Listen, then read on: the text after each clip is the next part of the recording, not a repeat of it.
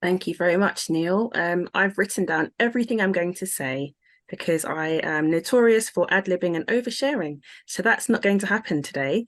So my chapter is co-authored with both Gail and Sue. So it's like a mega super wonderful chapter. Um, Writing for a textbook, and not just any textbook, but Mayes Midwifery, was equal parts challenging and equal parts exciting. So when I was invited to write my chapter, I was a third year student midwife. So the invitation was a huge compliment, but also a huge undertaking with final year and all the drama and intensity that that brings. But I also lost my father while I was writing my chapter and gave birth to my daughter. So there was a lot going on. It was a flurry of activity and emotion. And at times, I was completely overwhelmed, but funnily enough, not by the writing, but everything else that was going on around me. And writing this chapter actually anchored me to midwifery at a time when I wasn't sure how I was going to juggle being a mum and being a midwife. I just couldn't see how I was going to do this. And I really did consider walking away from midwifery, but because I was writing this chapter, see, I'm oversharing already, and I've written this down. Um, yeah, I just didn't see. I know that there are mothers are midwives.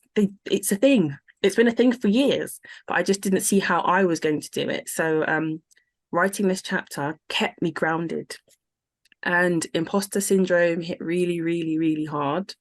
Uh, I struggled to muster the confidence to even submit a draft to Sue. There was this little voice telling me that she's going to laugh at you. This is rubbish. You can't submit this. What's this? This isn't good enough. And when I did finally submit a draft, it was fine. It was okay. It was all right.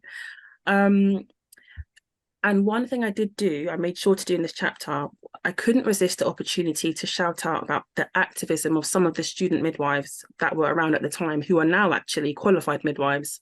And I also used it as an opportunity to argue for more ethnic diversity in both midwifery teaching materials and the midwifery workforce.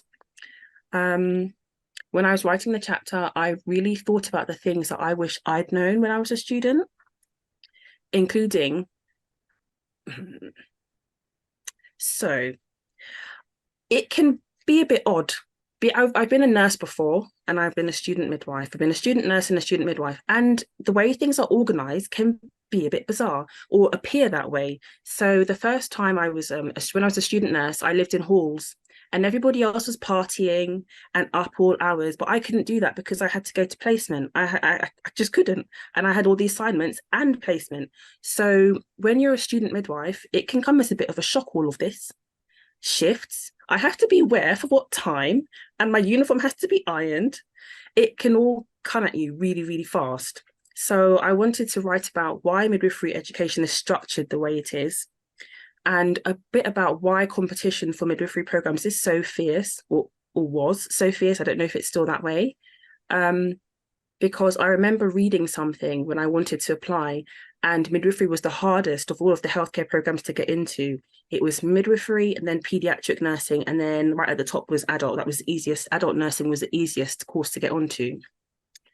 And also where things like the 2,300 practice hours came from, because as a student, some of these things can seem a bit arbitrary, and you're like, why am I having to do this?